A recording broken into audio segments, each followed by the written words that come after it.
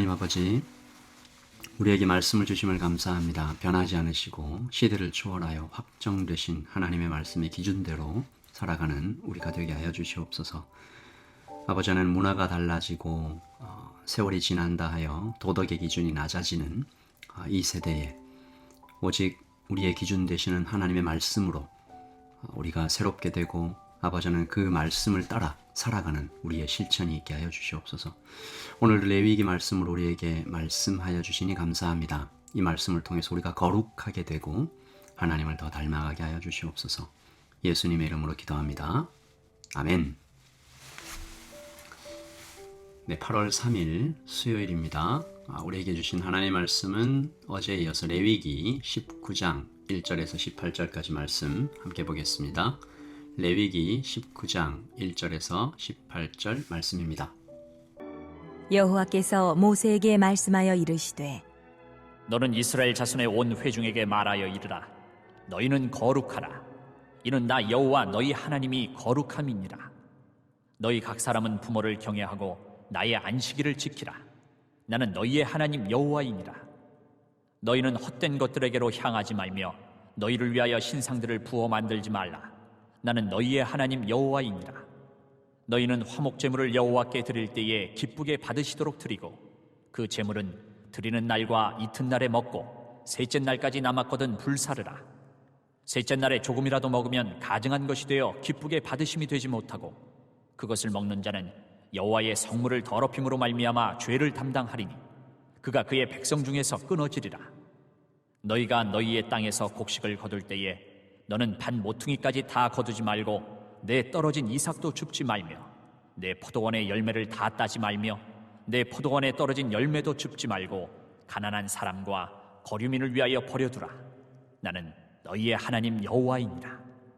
너희는 도둑질하지 말며 속이지 말며 서로 거짓말하지 말며 너희는 내 이름으로 거짓 맹세함으로 내 하나님의 이름을 욕되게 하지 말라. 나는 여호와이니라.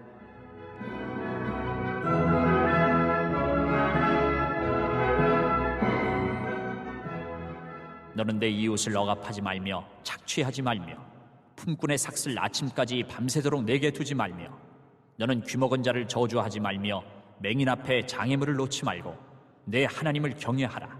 나는 여호와이니라.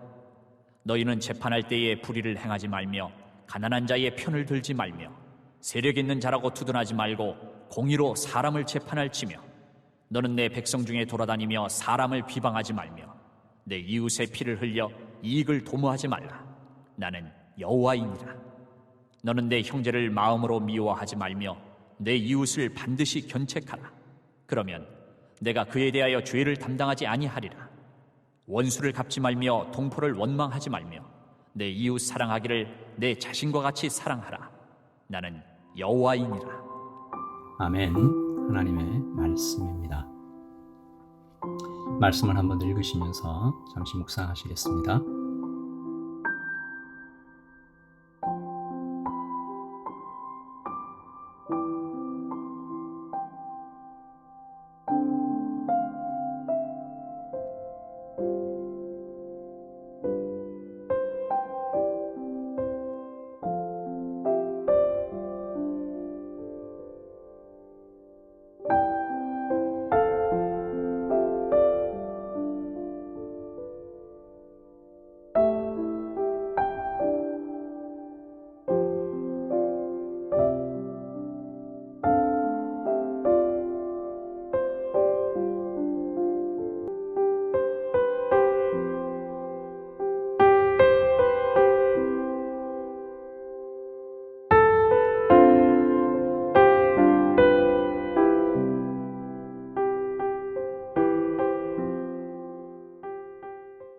우리는 어제 도덕의 기준에 대해서 하나님의 말씀을 들었습니다.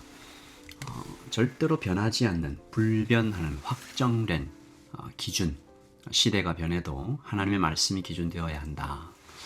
오늘은 거룩의 명령입니다. 어제도 오늘도 사실은 이스라엘이 답게 사는 법 배우고 있는 거죠. 합당하게, 하나님의 사람답게 살아가는 법입니다. 이전에는 세상을 따라 살았다는 거죠. 노예였으니까 내 마음대로 살았다 하긴 어렵겠지만 여전히 사람의 욕망과 사람의 방식으로 살아왔던 애굽에서의 400년 세월이었습니다. 그런데 이제는 달라져야 되죠. 애굽에서 꺼내주셨잖아요. 구해주셨잖아요. 그래서 하나님의 백성이 되었다잖아요. 그러니까 하나님의 자녀가 된다라는 것에 대해서 하나님은 그 의미를 계속해서 알려주십니다. 하나님의 자녀가 된다라는 것은 단순히 천국 가는 입장권을 손에 넣었다. 그런 의미가 아닙니다. 한 목사님께서 이것을 재미있게 표현하셨는데 구원받았다는 것은 구원 열차의 티켓을 받았다는 것이 아니고 그것을 포함하지만 그것보다 더 본질적인 것은 구원 열차에 올라탔다는 것을 말한다. 구원받았다는 것은 티켓을 받은 것이 아니라 구원 열차에 탑승했다는 것을 말한다. 믿음의 동지들과 함께 그 열차에 탑니다. 그리고 열차 안에 공기를 마시고 열차 안에 규칙을 따르고 무엇보다도 그 열차가 가는 방향으로 함께 가는 것을 말하죠. 그러므로 구원은 이전과는 다른 방향으로, 다른 생각으로, 다른 규칙으로 살아가는 것을 말하죠. 그리고 좀 더 깊이 있게 우리가 바라보자면 다르게 살아가고자 하는 소망에 불이 붙는 것입니다. 구원 열차 타기 전에는 아무 문제 없었어요. 그렇게 해도. 그런데 구원 열차에 타면 이제는 하면 안 되는 것들이 생깁니다. 자기 집 마당에서는 막 뛰어다녀도 되죠. 열차 안에서는 그러면 안 됩니다. 심지어 내가 열차 티켓을 사지도 않았어요. 누군가가 은혜로 우리에게 준 것입니다. 그리고 사실은 우리가 자꾸 이 레위기를 보니까 뭘 하지 마라, 이제 이런 것을 많이 보는데, 이런 규칙들을 지키는 것도 사실은 어렵지 않아요. 누가 계시기 때문에요? 성령께서 계시잖아요. 곁에서, 안에서. 24시간 도와주시는 성령께서 하나님의 사람답게, 이제는 천국 시민답게 살아갈 수 있도록 가르쳐 주시고 힘 주십니다. 오늘 이스라엘 백성들이 이 거룩의 명령을 받아요. 여러분 아마 대부분 다 기억하고 계실 텐데 아주 유명한 말씀이죠. 베드로전서에 나오는 내가 거룩하니 너희도 거룩하라 라는 이 말씀이 오늘 이 레위기 19장 2절을 인용한 말씀이잖아요. 제가 2절 읽겠습니다. 너는 이스라엘 자손의 온 회중에게 말하여 이르라. 너희는 거룩하라. 이는 나 여호와 너희 하나님이 거룩함이니라. 18장에서는 도덕적인 거룩함, 이 정결함에 대해서 말씀하셨다면 오늘 이어지는 말씀도 거룩에 대한 하나님의 명령인데 명령의 상세한 실천편입니다. 그러니까 하나님 그러면 거룩이 구체적으로 무엇입니까? 라는 이스라엘의 질문에 대해서 하나님이 대답하신 것이죠. 그런데 오늘 말씀이 이 거룩에 대한 우리의 선입견, 이 예상을 많이 벗어납니다. 이 거룩에 대한 생각이 좀 깨지는 시간이죠. 여러분도 함께 좀 따라오시면서 말씀 보시면서 거룩이 뭘까 한번 생각해 보시면 좋겠는데 오늘 말씀 3절부터 7절까지는 좀 그래도 예상이 돼요. 이런 게 거룩 맞지. 3절에 안식일을 지키라. 4절에 우상을 숭배하지 마라. 5절에 화목제물을 기쁘게 드리라. 그리고 6절, 8절에는 제사 음식을 이렇게 먹어라. 이런 명령들은 거룩의 카테고리에 전혀 어색하지 않게 넣을 수 있잖아요. 그런데 그 다음 9절부터가 우리의 예상을 뛰어넘습니다. 제가 9절을 읽을게요.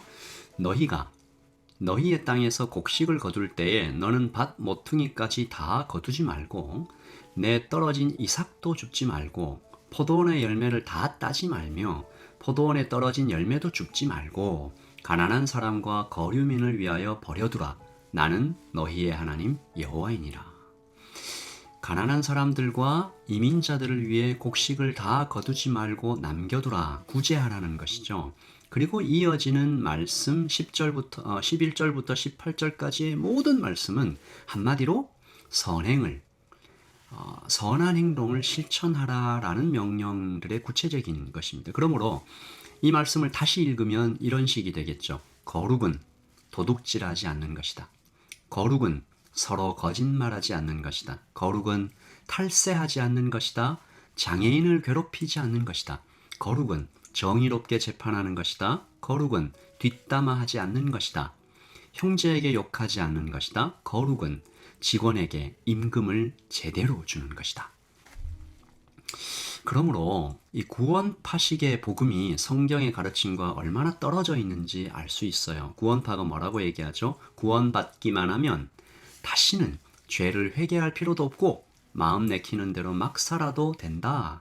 이건 복음이 아닙니다. 이단이죠. 성경 어디에도 그런 말씀이 없습니다. 레위기는 구약이니까 그렇죠. 신약은 괜찮지 않아요? 아니요. 신약은 더 무겁습니다. 예수님 말씀 생각나시잖아요. 원수를 사랑하라. 오른뺨을 때리면 왼뺨을 내어주라. 겉옷을 달라 하면 속옷까지 주라. 이런 선행의 실천도 굉장히 어렵지만 사실은 예수님 말씀 중 가장 압권인 것은 마음속으로 상상만 해도 이미 죄를 지었다. 하나님의 사람답게 사는 것의 거룩의 기준은 얼마나 높습니까? 여인을 보고 음욕을 품으면 이미 간음했다. 제가 이 대목에서 요즘의 광고들과 영상 매체들, 영화, 드라마 생각하면 이미 전 세계가 간음한 죄인들인가. 그럴 것 같다. 반성이 되고 회개가 되고 또 많이 서글프고 안타깝습니다. 그러므로 어제도 그랬겠지만 오늘 거룩의 명령을 들은 이 19장 거룩의 명령을 들은 이스라엘이 좀 절망했을 것 같지 않아요? 이걸 다 어떻게 지키고 살지? 특별히 17절과 18절요. 제가 쉬운 성경으로 읽을게요. 내 형제를 미워하는 마음을 품지 말고 18절요. 사람들이 너에게 나쁜 일을 했다 해도 복수를 하지 말고 앙심을 품지 말고 아니 복수를 안 하는 것도 어렵죠. 이렇게 욕을 안 하는 것도 사실 쉽지 않은데 미워하는 마음도 품지 말라. 나쁜 일을 당해도 앙심도 가지지 말라. 내 이웃을 내 몸과 같이 사랑해라. 어렵잖아요. 근데 이 말씀의 가장 마지막에 뭐라고 되어 있어요? 나는 너의 하나님 여호와니라. 지키라는 것입니다. 하나님께서 직접 명령하신다. 그러니까 지킬 수는 없는데 지켜야 하는 이것이 율법의 딜레마죠. 벗어날 수 없는 무시무시한 압박입니다. 그래서 우리 예수님께서 오신 것이죠. 모든 율법의 요구를 홀로 담당하신 것이죠. 물론 말씀드린 것처럼 거룩의 기준을 낮추신 것은 아닙니다. 오히려 높이셨죠. 여기서 복음의 위대함이 나타나잖아요. 예수님 안에서만 가능하다. 성령께서 이것을 하신다.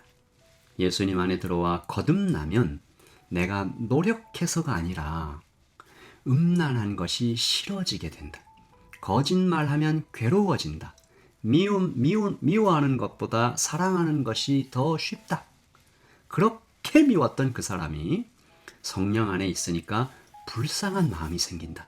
위에서 기도하게 된다. 성령께서 나를 만져주시면 날마다 거룩해진다.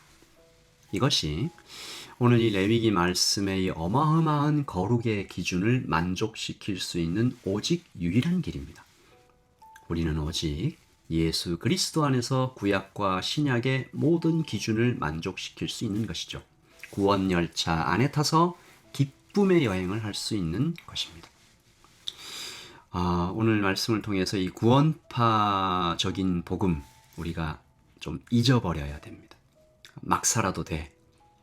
예수님을 믿었으면 책임 같은 거, 의무 같은 거 없어. 이 복음 아닙니다. 그러나 또 그것 때문에 우리가 너무 짓눌리지 않도록 하나님, 내가 할 수 없습니다. 성령께서 하십니다. 우리를 점점점 더 거룩하게 만들어 주셔서 정말로 내 이웃 사랑하기를 내 자신과 같이 사랑할 수 있는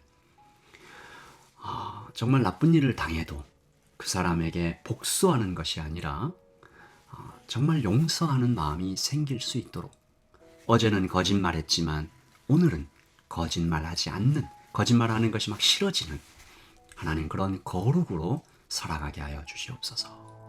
우리 그렇게 기도하면서 오늘 하루를 시작하겠습니다. 기도하겠습니다.